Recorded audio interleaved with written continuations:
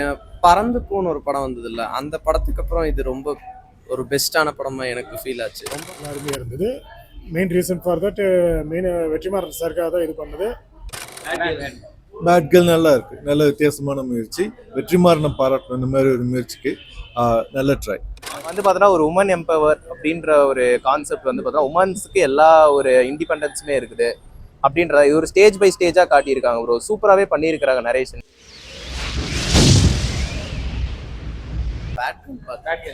இல்லை இல்லை, ரொம்ப சூப்பராக இருக்கு.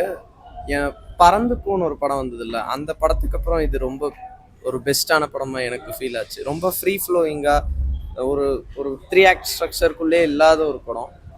பர்ஃபார்மன்ஸ் சூப்பராக இருக்குது. வெற்றிமாறன் சார் ப்ரொடியூஸ் பண்ணியிருக்காரு, ரொம்ப நல்லா இருக்குது. அவரோட ப்ரொடக்ஷன் ஸ்கேல், பட்ஜெட் எல்லாமே சூப்பராக இருக்குது.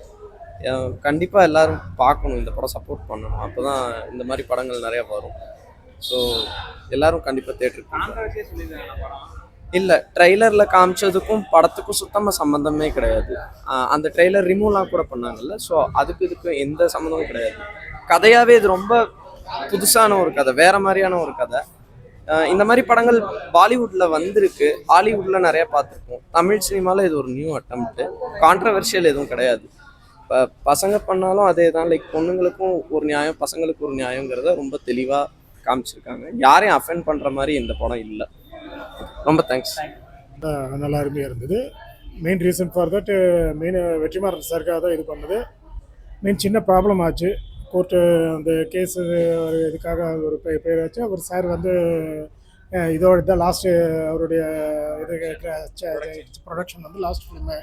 ஏன்னா பார்த்தீங்கன்னா நேம் சேஞ்சஸ் அந்த இதுக்காக பேட் கேர்ள்னு வச்சார். அது இது மூவி பார்க்கும்போதே தெரிஞ்சுது எதுக்காக அதை பேர் வச்சாருன்ட்டு. இப்போ நார்மலாக இப்போ நடந்துகிட்ருக்க ஸ்டோரி தான் ரியல். இப்போ கம்மிங் ஃபர்தர் இப்போ கிட்ஸுக்கு நடந்துகிட்ருக்கிற ஸ்டோரி தான் ரியலாக சொல்லிக்கிறாரு. அவருடைய இது நடந்துருக்கிற இப்போ சொல்லி தான் ரீசெண்டாக சொல்லிக்கிறாரு. அதனால் என்கேஜ் பண்ணிக்கிறாங்க.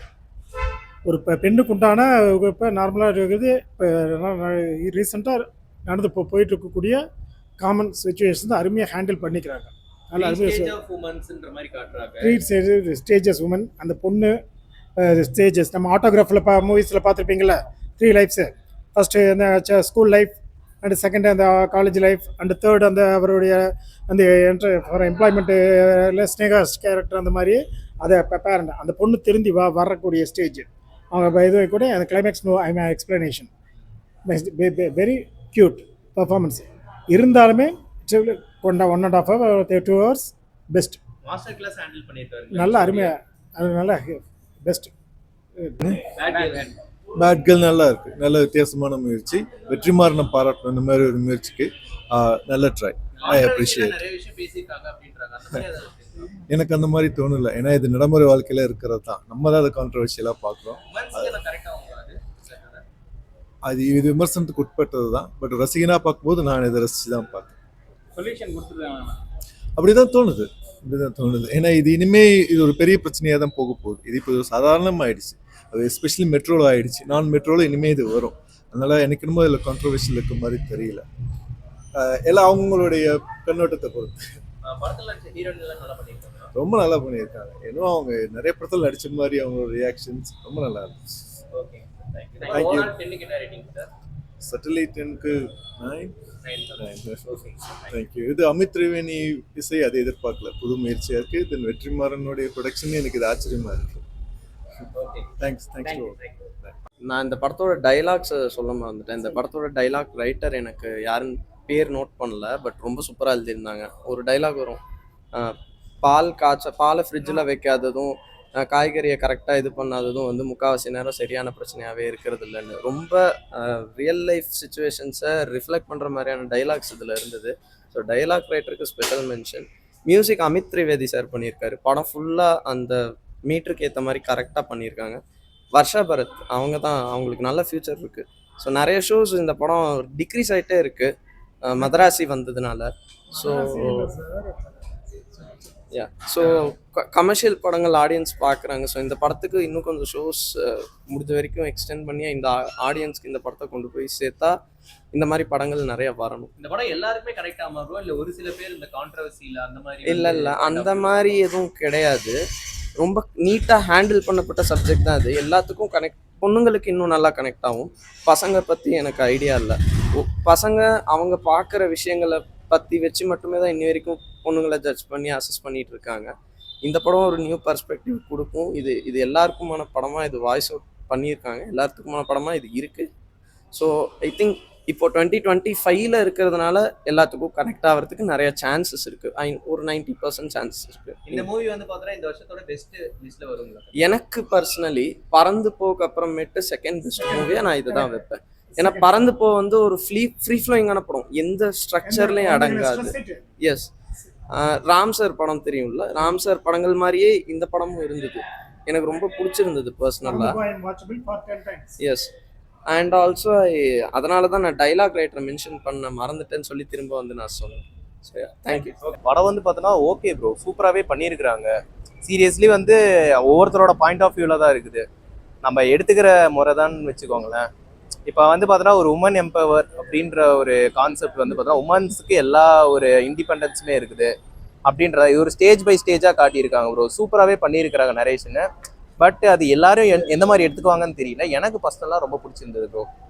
அந்த மாதிரி அதுலேயே இந்த படத்தில் வந்து பார்த்தோன்னா ஒரு ஹீரோயின் ஒரு 2 பேர் தான் அந்த படத்தில் மேஜர் ரோல் பண்ணியிருப்பாங்க. வர்ஷான்ற ஒரு கேரக்டரு. எனக்கு தெரிஞ்ச அந்த ஹீரோயின்க்குலாம் வந்து பார்த்தோன்னா பெஸ்ட் கெரியர்னு சொல்லலாம் ப்ரோ இந்த படத்தில். பேட் கேர்ள் மூவின்னு பொறுத்த வரைக்கும் இந்த படத்துக்கு பேட் கேர்ள்னு வச்சிருக்கிறது வந்து பார்த்தோன்னா என்ன பாயிண்ட் ஆஃப் வியூவில் வச்சிருக்காங்கன்னு தெரியல. இப்போ நீங்கள் 95% வந்து பார்த்தோன்னா இப்போ இந்த ரிசோர்ஸில் நடக்கிற ஒரு விஷயமா தான் இந்த படத்தில் வந்து கன்வே பண்ணியிருக்கிறாங்க. எந்த ஒரு வல்கரும் வந்து பார்த்தோன்னா அவங்க பெருசாக வந்து இம்போஸ் பண்ணல அவங்க. ஸோ ஒரு சில சீன் இருக்குது, பட் ஆனால் வந்து அது எந்த ஒரு இடத்துக்குமே இம்போஸ் பண்ணல. கதைக்கு என்ன தேவைங்களோ அது தகுந்த மாதிரி ரொம்ப சீரியஸாகவே எடுத்துகிட்டு போயிருப்பாங்க. எந்த ஒரு இடத்துலையுமே ஒரு காமெடியோ இல்லை பிரேக்கோ எதுவுமே இருக்காது. நீங்கள் படம் ஆரம்பித்தது முடிஞ்சது ஒன்றுமே தெரியாது உங்களுக்கு.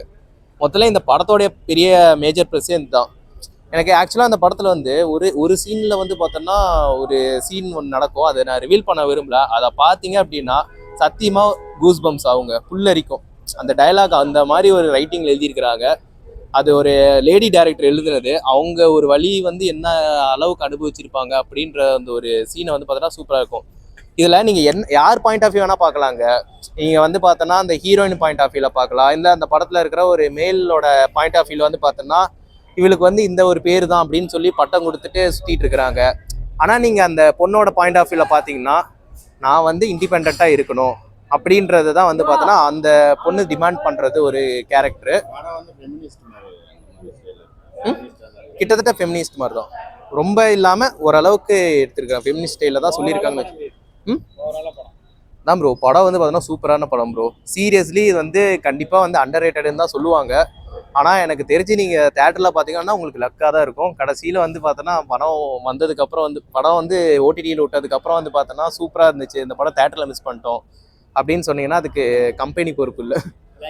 பார்க்கல ப்ரோ, போரிங்காக போயிட்டு இருந்தது, வேற எதுவும் பார்க்கவே இல்லை. ஏன் கான்ட்ரவர்ஷியலாக வந்து பேசியிருக்காங்க அப்படின்றாங்க, அந்த மாதிரிலாம் எதுவும் இல்லை ப்ரோ.